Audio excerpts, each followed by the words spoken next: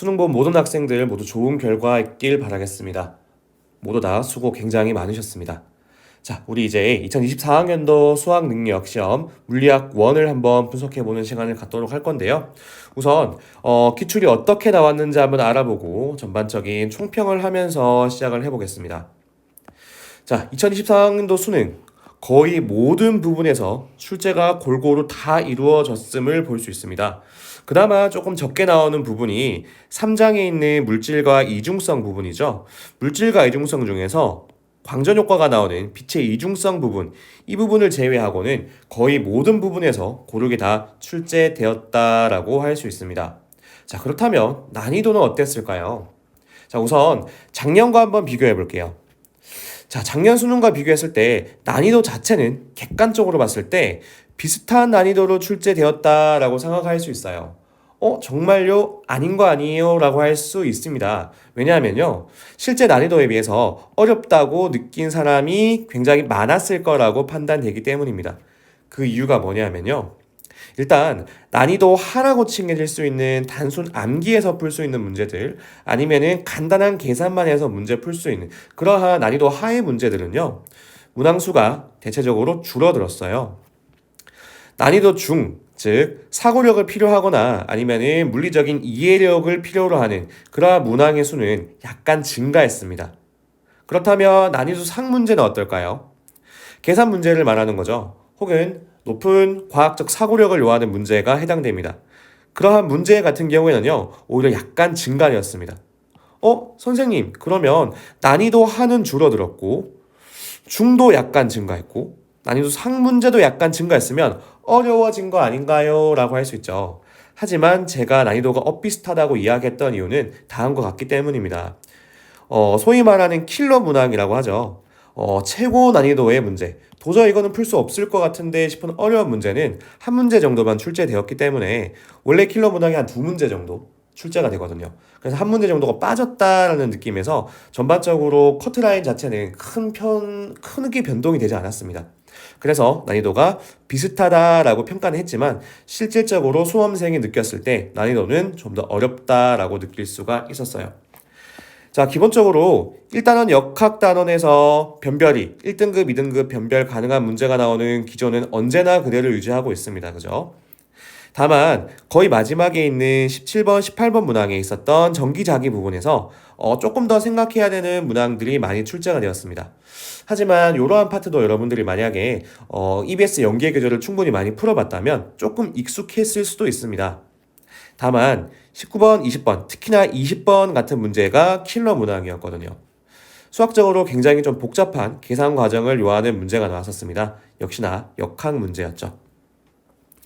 자, 이러한 문제를 만약에 잘 해결하셨으면, 아니면 20번 문제 한 개 정도를 틀렸다고 치더라도 나머지 모든 문항을 잘 맞추셨다면 1등급 받을 수 있으셨을 거고요.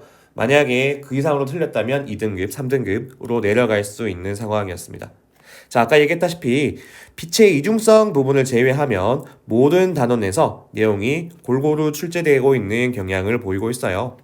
자, 난이도 중이나 아니면 하 문항이 줄었습니다. 그죠? 난이도 중 이상의 과학적 이해력을 요구하는 문항이 점점 많이 증가하고 있기 때문에 그만큼 더 기본 개념을 탄탄하게 이해하는 게 반드시 필요할 겁니다. 그리고 그러한 이해를 바탕으로 다양한 문제에 적용할 수 있는 과학적 문제 해결력을 많이 높여야겠죠. 그래서 여러분들이 물리학 1을 잘 시험 보고 싶다. 첫 번째 일단 연계 교재를 많이 풀어보는 겁니다. 그 다음에 역대 기출 문제들 많이 풀어보는 것이 가장 중요하다고 할 수 있겠죠. 자, 등급 컷 작년과 크게 변화가 없습니다. 이런 식으로 1등급이 하나 정도 틀려도 1등급을 받을 수 있게, 2등급 같은 경우에는 8점 정도 꺾여도 다 받을 수 있게끔 점수가 구성이 되어 있다라고 할 수 있습니다. 자, 우리가 이제 같이 풀어볼 문항은요, 총 4문항을 준비했고요. 자, 전체 문항 중에서 10번 문항, 그 다음에 12번 문항, 그 다음에 19번 문항, 20번 문항까지 총 4문항이 준비되어 있습니다. 자, 그러면 여러분들이 이제 같이 한번 풀어볼게요. 자, 10번 보겠습니다. 자, 그림 가는 물체 A, B, C를 실로 연결을 하고 C의 수평 방향으로 크기가 F인 힘을 작용하여서 A, B, C가 속력이 증가하는 등가속도 운동을 하는 모습을 나타내고 있답니다. 자, F를 이렇게 가해주면서 가속 운동하고 있는 게 가 상황입니다. 자, 그림 나는 가에서 B의 속력이 V가 되는 어떠한 순간 B와 C를 연결하는 실이 끊어졌을 때 실이 끊어진 순간부터 B가 정지한 순간까지 자, 이 부분에서 끊어져서 B가 정지한 요 순간까지 이동을 한 D 정도 했네요. 그죠? 까지 A와 B, C가 각각 등가속도 운동을 해서 A, B는 D만큼 이동했고요. C는 4D만큼 이동한 것을 나타냈답니다. 자, A의 가속도의 크기는 나에서가 가에서의 2배이고 B와 C의 질량은 각각 M이고 3M이다. 자, B하고 C의 질량은 좋네요. 그죠? 자, 이에 대한 설명으로 옳은 거 보기에서 다 골라보자 라고 했습니다. 자, 실이 끊어지는 문제는 굉장히 단골 문제죠. 그래서 사실 비슷한 유형을 찾으려면 굉장히 많이 찾을 수 있습니다. 당장에 우리 수능 특강을 보더라도요. 이렇게 실이 끊어지는 문제는 곧잘 등장하고 있고요. 우리가 올해 풀었던 전국연합 학력평가나 아니면 수능 모평을 보더라도 이렇게 실이 끊어지고 난 후에 물체가 어떻게 운동하는지를 분석하는 문제는 굉장히 단골 문항으로 나오는 문제라고 할 수 있을 겁니다. 자, 그러면 지금부터 풀이 한번 해볼게요. 자, 우선 그림 나를 주목을 한번 해보겠습니다. 자, 그림 나에서 줄이 끊어지고 난 다음에 B는 V의 속력으로 움직이다가 D만큼 움직인 다음에 정지했었거든요. 그죠? 자, 그 다음에 C는 혼자만 F의 힘을 받았기 때문에 되게 빠르게 가속해서 동일한 시간 동안 4D라는 꽤 높은 속력, 꽤 많은 거리를 이동했고 그때의 속력은 모르기 때문에 V'으로 두겠습니다. 자, 우리 익숙했던 VT 그래프 한번 그려볼까요? 자, B의 그래프와 C의 그래프를 각각 그려볼 겁니다. 자, 요 빨간색으로 표시된 부분이 B의 이동한 경로를 나타낸 거고요. 그 다음에 파란색으로 표시한 부분이 C의 이동 경로를 표시한 겁니다. 자, 일단 끊어지기 전 B와 C는 다 속력 V라는 속력을 가지고 움직이고 있었을 거예요. 근데 동일한 시간 움직여서 B는 정지했거든요. 그래서 속력이 점점 감소하다가 정지를 했고 그때의 이동 거리는 여기 밑면의 넓이가 되겠죠? 이 밑면의 넓이가 얼마냐? 바로 D만큼 이동을 했다는 겁니다. 그 다음 C는 V라는 속력으로 출발해서 4D만큼 이동을 했는데 마지막 속력은 모르는 V'을 썼습니다. 자, 이 사다리 꼴의 넓이가 얼마가 나오냐면 4D가 나온다는 이야기겠죠. 자, 그래서 B 상황과 C 상황을 각각 식으로 써보면 다음과 같습니다. 자, B가 이동한 거리는 밑에 삼각형 면적이기 때문에 2분의 1 VT라고 하면 되겠죠? 자, 그러면은 그 값이 이동거리 D를 가르쳐야 될 거고요. C 같은 경우에는 사다리꼴입니다. 사다리꼴 넓이 어떻게 구하는지 알죠? 윗변 더하기 밑변 곱하기 높이 곱하기 2분의 1 하면 됩니다. 그죠?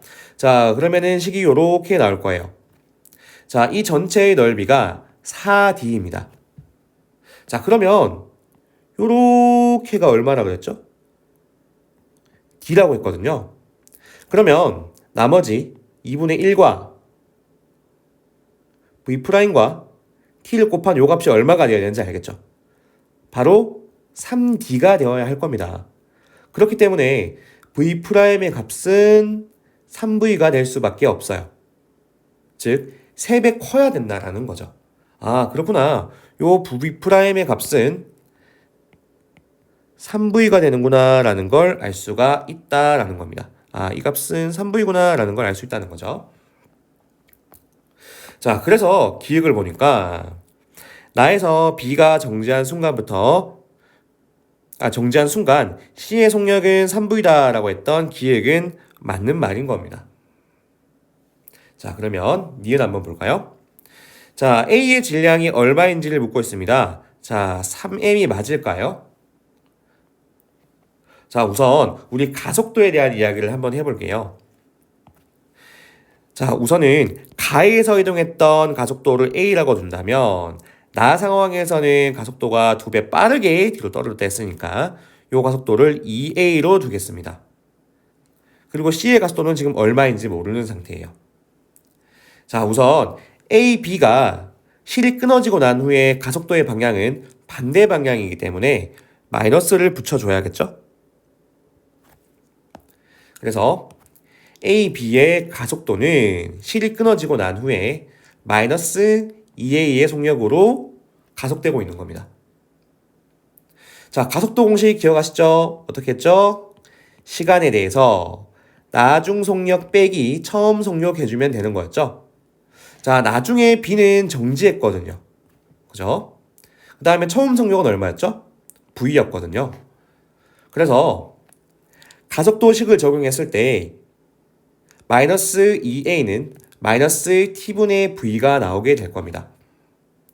자, 그래서 2a는 t분의 v구나 라는 식 한 개 구할 수 있는 거고요.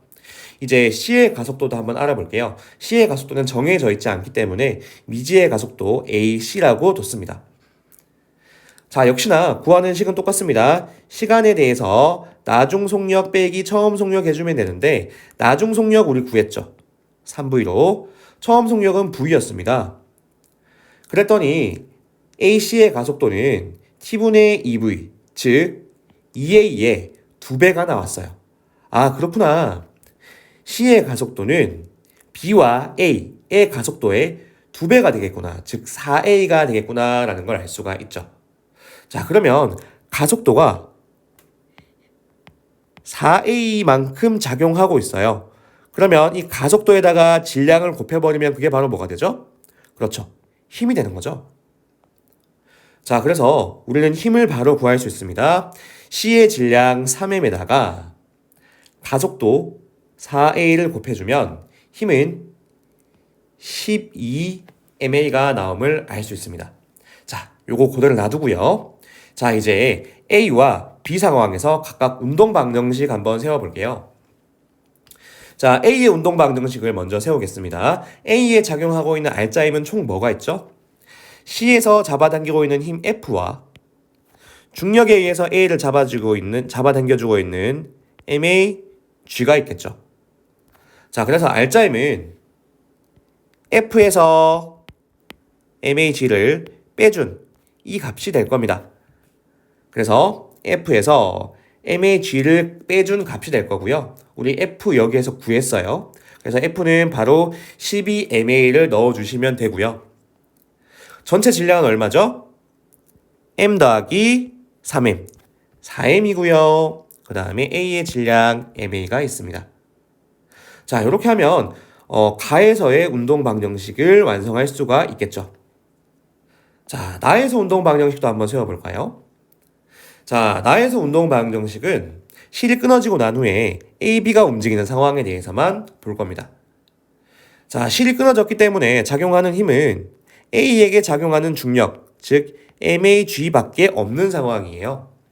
자, R자임은 MAG밖에 없고 는 MA가 되면 되겠죠. 전체의 질량을 다 더하면 A의 질량과 B의 질량 M을 더하면 되고 가속도는 얼마를 그랬죠? 2a라 그랬거든요. 2a. 자, 그래서 요 값을 이 MAG에 그대로 대입을 해줍니다. 자, 그 식이 옆에 있는 이 식이에요. 자, F 우리 12ma로 썼습니다.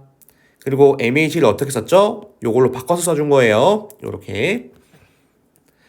는 4m 플러스 MA에다가 A를 곱한 값이 되겠죠. 가속도를 곱한 양이 되겠죠. 자, 이제 A는 다 약분할 수가 있습니다. 자, 그러면 이제 식은 M과 MA에 대한 식으로만 나타날 거예요. 정리를 하면 A의 질량은 2M이 나오게 됩니다. 그렇구나. A의 질량은 3M이 아니라 얼마였다는 거죠? 2M이었다는 거죠. 그래서 니은은 틀렸습니다. 자, 이제 마지막으로 디귿 한번 이야기해 볼게요. 자, 디귿 같은 경우에는 우리 이 녀석을 바로 이용할 겁니다. 자, A의 질량이 2m인 걸 알았죠? 자, 그래서 우리는 이렇게 밑으로 잡아당겨주는 힘이 2mg인 걸 알 수가 있어요. 그죠? 그래서 위에 있는 나의 운동 방정식 그대로 가지고 올 거거든요. 자, 이제 MA에 2m을 넣고요. 그 다음에 역시나 여기에 2m을 넣고요. 계산을 하면 끝입니다. 자, EMG는 6MA가 나오게 되는 거고요. 그러면 가속도 A는 3분의 1g였구나 라는 걸 알게 되죠. 그러면 우리 F 위에서 구했었죠. 여기에 가속도에 3분의 1g만 넣으면 바로 정답을 구할 수가 있습니다. F는 5mg가 아니었구나. 얼마였다? 4mg였구나. 그러면 이것도 틀렸구나. 맞는 건 기획이네, 1번이네 라고 체크하셨으면 모두 잘 푸신 겁니다. 자, 다음으로 12번 같이 한번 풀어볼까요? 자, 상대성 이론 문제인데요. 상대성 이론에서 자주 등장하는 개념, 지속적으로 등장하는 개념이 있어서 가지고 온 문제입니다. 자, 풀어보면서 문제 읽어보면서 한 개씩 짚어보겠습니다.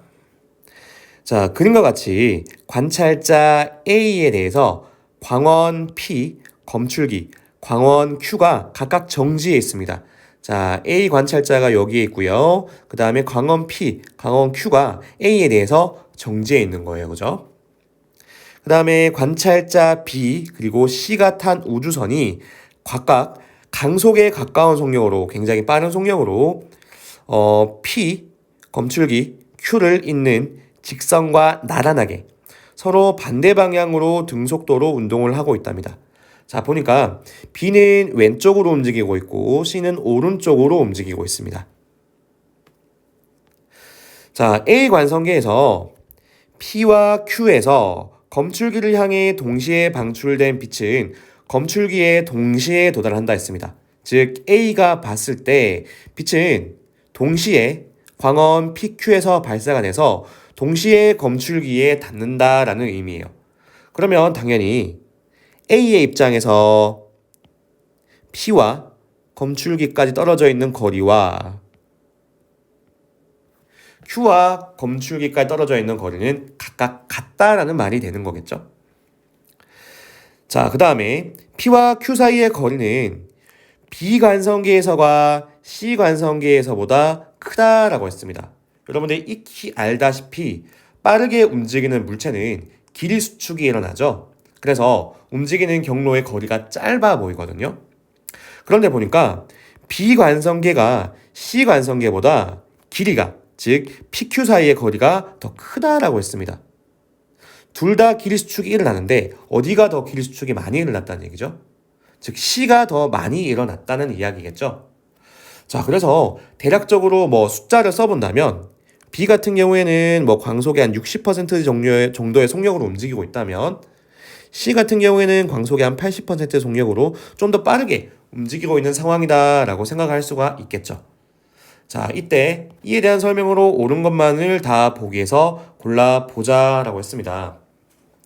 자, 상대성 이론에서 항상 중요하게 나오는 개념이 있었어요. 최근 한 3년 정도부터 잘 등장하는 개념인데 동시성의 상대성을 다룰 때 두 장소에 대한 동시성이 있고 한 장소에서 일어나는 동시성에 대한 이야기가 있거든요. 자, 광원 P와 Q에서 빛이 발사되는 이 사건은 엄밀히 말하면 두 개의 장소에서 일어나는 사건입니다. 이렇게 두 개에서 일어나는 사건은 동시성이 상대적으로 달라질 수가 있다라는 거예요. 즉 A가 봤을 때 동시였던 PQ에서 광원에서 빛이 동시에 방출됐던 이 현상은 B나 혹은 C에서 봤을 때 동시가 아닐 수 있다라는 이야기인 거죠. 한편 한 장소 동시성은 뭐냐면 P와 Q에서 방출된 빛이 검출기에 닿는 현상을 말하는 거예요. 동시에 검출기에 닿았던 이 사건은 한 장소, 즉 검출기라는 한 장소에서 만나는 사건이거든요. 이렇게 한 장소에서 일어나는 동시적인 사건은 어디에서 보더라도 항상 동일하게 동시에서 일어나야 됩니다. 즉 A의 입장에서도 동시에 PQ에서 발생한 광원이 검출기에 동시에 도달했다는 것은 이 사건은 B에서 보더라도 동시에 도달해야 되는 거고 C에서도 동시에 도달해야 된다라는 거였어요. 이 개념을 안다면 여러분들 12번 문제 조금은 쉽게 풀 수 있었던 문제였는데 만약에 이 개념을 잘 몰랐다면 풀기가 아마 힘들었을 수도 있어요. 자, 수능 특강에도 굉장히 유사한 문제들, 동시성의 상대성, 한 장소 동시성과 두 장소 동시성에 관련된 이야기들이 잘 언급되고 있습니다. 잘 풀어보셔야 되고요. 그리고 요거는 작년 문제입니다. 작년에 6월 수능 모의평가에서 이렇게 한 장소 동시성에 대한 이야기가 등장을 했었습니다. 자, 이런 식으로 여러분들 한 장소 동시성에 대한 이야기, 두 장소 동시성에 대한 이야기들은 자주 나오는 문제이기 때문에 꼭 여러 번 반복적으로 풀어보면서 숙달을 하시기 바랍니다. 자, 그러면 문제 한번 풀어볼게요. 자, 보기 기억부터 보겠습니다. 자, A 관성계에서 봤을 때 B의 시간은 C의 시간보다 느리게 간다라고 했습니다. 자, B는요, 지금 광속의 한 0.6C, 즉 60%의 속력 정도로 예를 든 시간입니다. 천천히 가는 거고요. 상대적으로 C는 0.8C의 속력으로 B보다는 좀 빠르게 가고 있는 상황이었습니다. 자, A가 B와 C를 보면 어떤 현상이 일어나죠? 빠르게 가는 물체를 봤을 때 그 물체의 시간은 느리게 가는 것처럼 보이게 되죠. 빠르면 빠를수록 이러한 시간 지연은 더 크게 일어납니다. 그러니까 C에서의 시간 지연이 더 크다는 이야기예요. 상대적으로 B의 시간은 좀 더 빠르게 가는 것처럼 보인다라는 거죠. 자, 근데 기억은 뭐라 그랬죠? A에서 봤을 때, A 관성계에서 봤을 때 B의 시간이 C의 시간보다 느리게 간다라고 했습니다. 자, B의 시간은 C의 시간보다 느리게 가는 게 아니라 어떻게 가야 된다고 바꿔야 되는 거죠? 그렇죠. 느리게 가는 게 아니라 빠르게 간다라고 해야 되는데 지금 느리게 간다라고 했기 때문에 기획은 틀린 문항이 되는 겁니다. 자, 그 다음에 니은 볼까요? 자, B 관성계에서, 자, B 우주선에서 빛은 P에서가 Q에서보다 먼저 방출된다라고 했습니다. 자, 광원에서 빛이 방출되는 것은 아까 이야기했다시피 두 장소에서 일어나는 동시적 사건이었어요. 이거는 A와 B가 각각 다르게 관찰할 수 있는 상황인 거죠. 자, 일단 B의 입장에서 볼게요. B는 우선 스스로가 왼쪽으로 가고 있기 때문에 B의 입장에서는 검출기가 오른쪽으로 가는 것처럼 보일 겁니다. 즉, 광원 P에서 광속으로 발사된 빛은 검출기에 가야 되는데 이 검출기 자체가 0.6C의 속력으로 오른쪽으로 이동하고 있는 거거든요. 그렇기 때문에 P에서 빛이 가야 되는 거리가 Q에서보다 상대적으로 더 많아질 수 있는 겁니다. 이쯤에서 이렇게 만나는 거겠죠. 그렇기 때문에 당연히 동시에 만나는 사건 자체는 바뀌면 안 되기 때문에 당연히 이 P에서 빛이 먼저 방출되어야지 좀 더 먼 거리를 날아가서 이렇게 동시에 Q에서 방출된 빛과 동시에 도달할 수 있다라고 느낄 거예요. 자, 그렇기 때문에 빛은 P에서가 Q에서보다 먼저 방출되는 것처럼 느끼는 거, 요거는 맞는 말이 되겠죠. 자, 그래서 니은은 맞는 문항이 되는 거고요. 자, 이제 D급 보겠습니다. 자, C 관성계에서 볼 때, 즉 C 우주선에서 볼 때 검출기에서 P까지의 거리, 자, 요 거리를 말하는 거겠죠. 이 거리는 검출기에서 Q까지의 거리, 즉 요 거리를 이야기하는 걸 겁니다. 거리보다 크다라고 이야기했어요.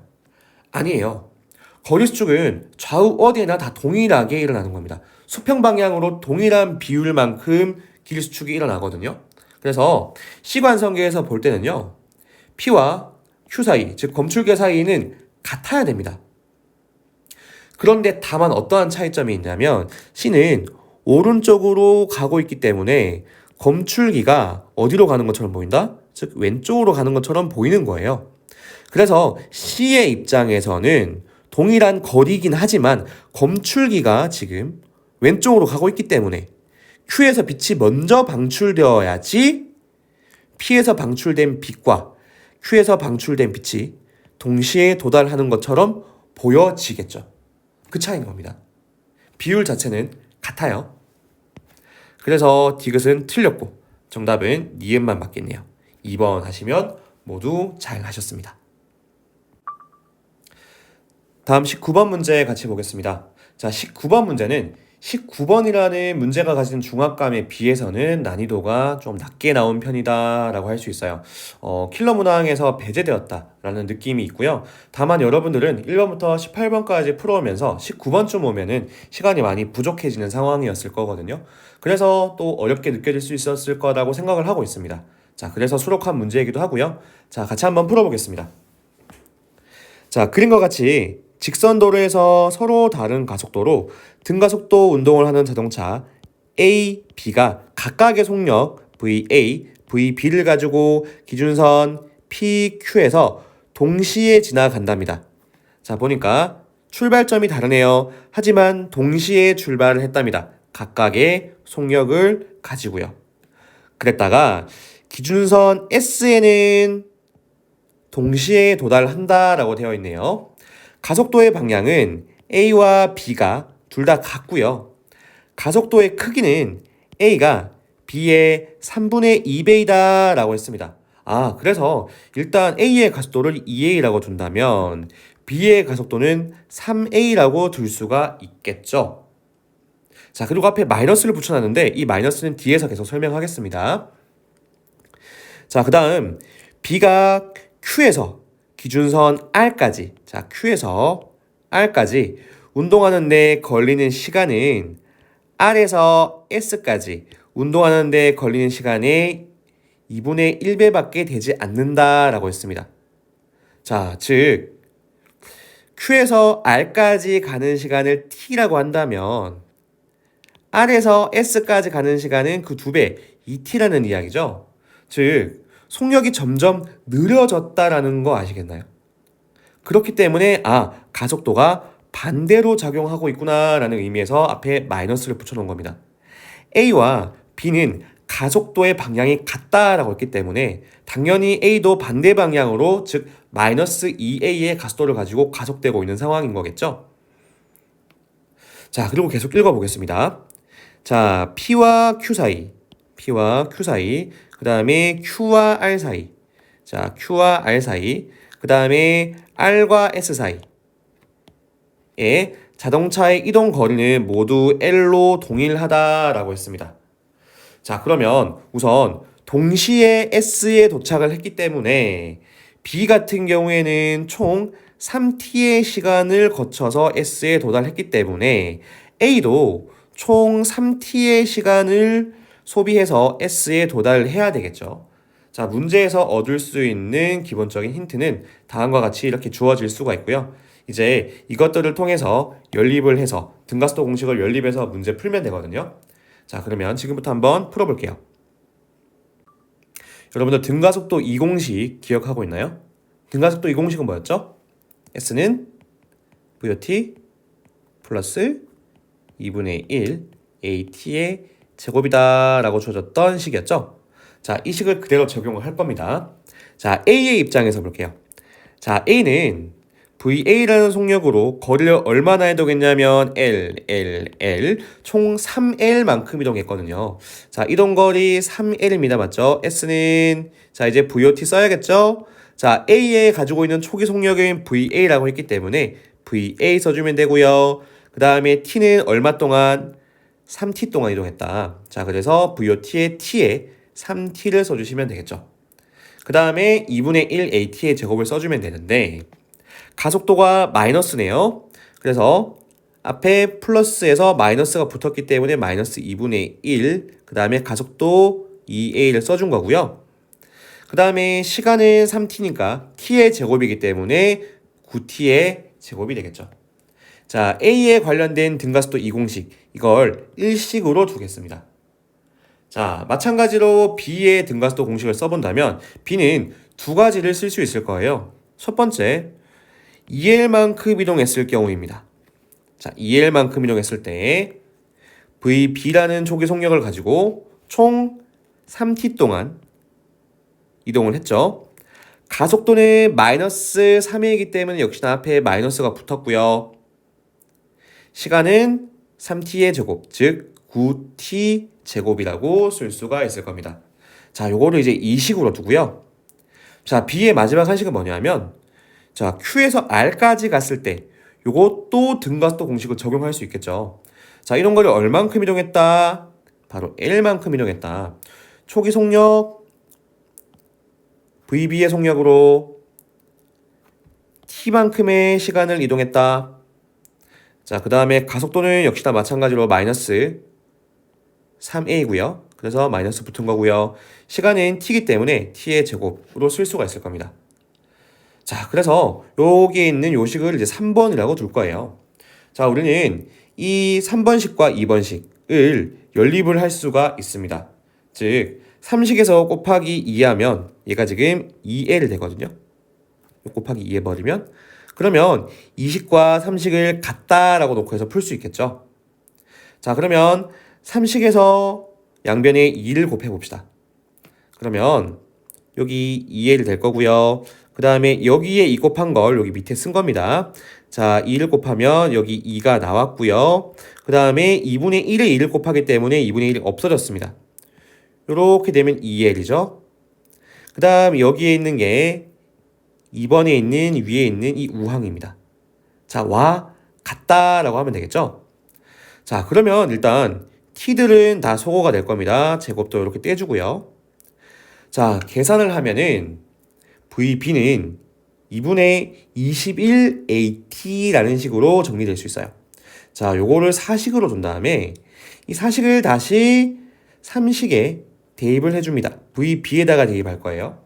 VB에 2분의 21AT를 집어넣습니다. 자, 그러면 한번 생각해 봅시다. 자, 여기 2분의 21이고요. 자, 여기는 어떻게 되죠? 2분의 3이잖아요. 그러면 이렇게 빼기가 되는 거죠. 그럼 얼마다? 2분의 18이 되는 거죠. 그래서 항이 9가 나온단 말이죠. 그래서 식은 9가 나오는 요렇게 L은 9AT의 제곱이다 라는 식으로 바꿀 수 있습니다. 자, 이 식을 이제 5번식이라고 둘 거예요. 자, 이 5번식을 어디에 대입을 할 거냐면 이제 1번식에 대입을 할 거예요. 자, L에다가 9AT의 제곱을 집어넣을 겁니다. 자, 여기다가 집어넣을 거예요. 자, 그러니까 3 곱하기 9인 거죠. 자, 그러면 27AT의 제곱이 되는 거고요. 그 다음에 VA 곱하기 3T는 그대로 나오고요. 그 다음에 요 저항도 이제 마지막 식, 요 우항에 있는 끄트머리식 요것도 계산을 해버리면 9AT의 제곱이 되겠죠. 자, 그러면 이제 9AT의 제곱, 요거 마이너스 통째로 요렇게 저항으로 옮겨주면 플러스가 될 거고요. 27 더하기 9가 되겠네요. 그러면 36AT의 제곱이 되는 거고, 자, 이제 T를 이렇게 떼버리면 A에 대한 식도 구할 수가 있습니다. 자, A는 3까지 이렇게 36과 약분을 해버리면 VA는 12AT라는 값이 나오는데 지금 VB도 이렇게 나왔잖아요. 자, 우리가 구하고 싶은 건 뭐냐면 VA 대 VB의 비율을 구하는 거거든요. 그래서 똑같은 형태로 2를 분모로 바꿔줘서 2분의 24의 형태로 바꿔줬습니다. 자, 이러면 이제 끝났어요. 자, VA는 2분의 24고요. VB는 2분의 21이죠. 자, 2와 2끼리는 약분이 될 거고요. 자, 그러면 값은 21분의 24가 나올 겁니다. 자, 약분하면은 7분의 8 나오죠? 자, 정답은 4번 하셨으면은 잘 하신 겁니다. 자, 19번 같은 경우에도 유사문항이 굉장히 많습니다. 자, 자동차가 두 물체가 움직이다가 동시에 도착했다. 이러한 유사한 문제들 수능 특강에 또 바로 나와 있죠. 두 물체가 이동하는 경우. 그 다음에 전국연합평가 7월달 전국연합평가에도 나왔었네요. 그죠? 자, 이런 식의 문항들 굉장히 유사합니다. 이런 것들이 다 항상 수능이 나오기 전까지 수능 특강이나 아니면 기출문제 이렇게 잘 나오기 때문에 여러분들 물리학 원 같은 경우에는 특히나 문제를 잘 풀고 싶다면 역대 기출 문제들 꼭 잘 마스터하고 있으셔야 되고 이러한 수능 연계 교재에 나오는 문제들 꼭 잘 풀어 보셔야 됩니다. 자, 이제 20번으로 넘어갈게요. 자, 20번입니다. 자, 항상 나오는 단골 소재죠. 항상 문제를 어렵게 내기 위해서는 역학적 에너지 보존과 마찰에 의한 에너지 손실, 그 다음에 운동량 보존까지 이렇게 끼워서 문제를 푸는 것들이 항상 이렇게 어려운 문항으로 자주 출제되곤 하는데요. 역시나 이러한 문항, 유사한 문항들 수능 특강이나 아니면은 역대 기출 문제들 보면 굉장히 많습니다. 자, 마찰 구간이 이렇게 나와 있는 것들. 마찰 구간에 나와 있는 것들.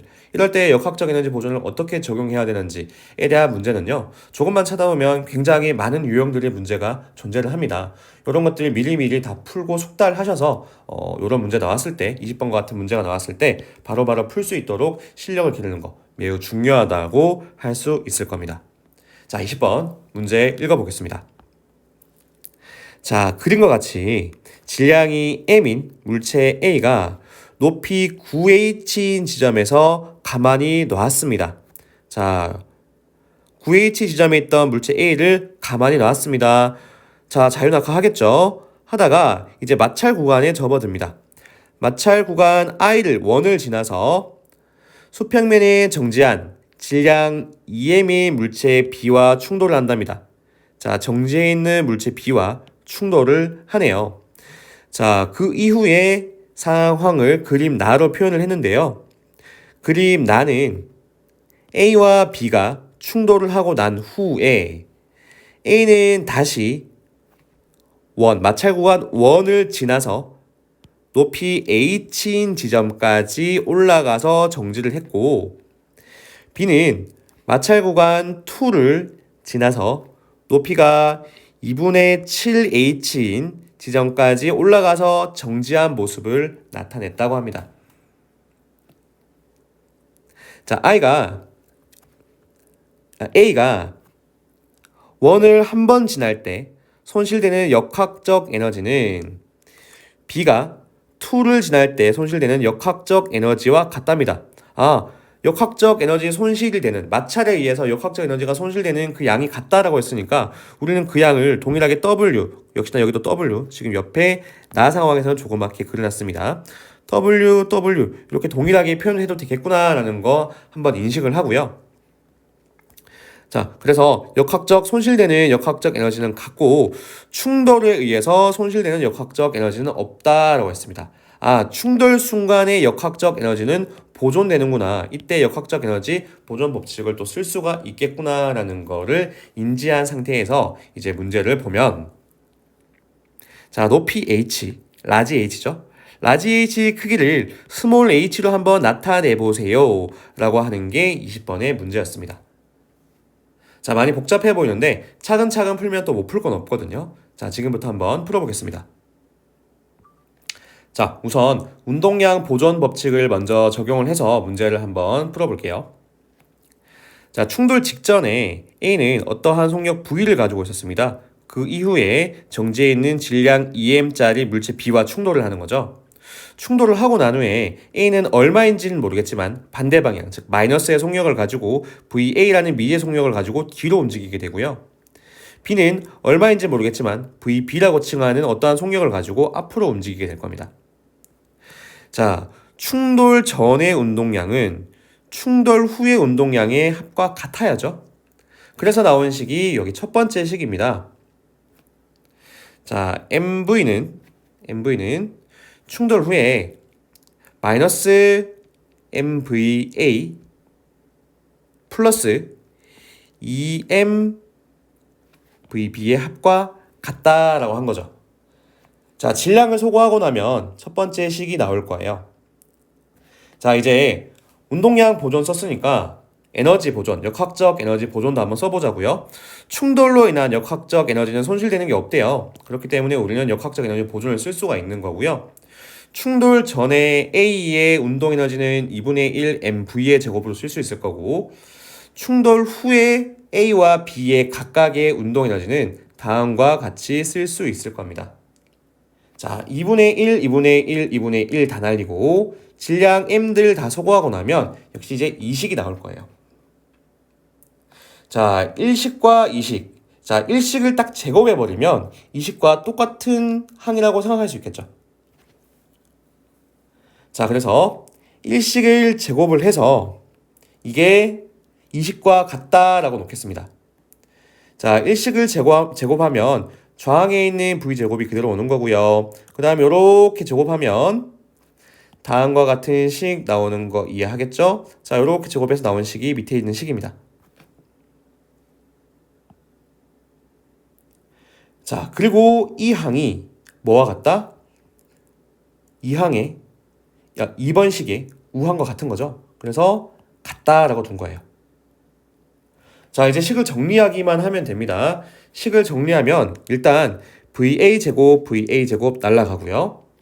자, VB들도 다 소거를 하자고요. 자, VB 없애고 제곱을 떼버리면 밑에 있는 식이 나올 겁니다. 자, 이제 정리만 하면 되거든요. 자, 정리하면 VB는 VA의 2배이구나 라는 식이 나오는 거예요. 충돌 후에 B는 A의 2배의 속력으로 이동을 하고 있다라는 걸 알 수가 있는 거죠. 자, 이거를 3식으로 두고요. 이 3식을 다시 1식에 여기에 대입을 할 겁니다. 자, B에 대입을 할 거예요. 자, B에 2VA를 집어넣으면 식이 요렇게 바뀌는 거 이해하시겠죠? 자, 그러면 이제 V와 VA에 관련된 식만 남아있기 때문에 이제 VA는 3분의 1V라는 걸 쉽게 구할 수가 있고요. VB는 2배라고 그랬거든요. 그렇기 때문에 VB도 쉽게 3분의 2V라는 걸 쉽게 구할 수가 있을 겁니다.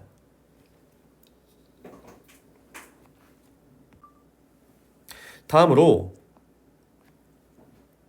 마찰에 의한 에너지 손실을 고려한 역학적 에너지 보존 법칙을 한번 써볼까요? 자, A의 입장에서 B와 충돌하기 전까지 물체가 내려간 상황을 보겠습니다. 자, 최초에 물체는 정지해 있었기 때문에 포텐셜 에너지만 가지고 있을 거예요. 중력 포텐셜 에너지만 가지고 있고 그 값은 9mgH겠죠.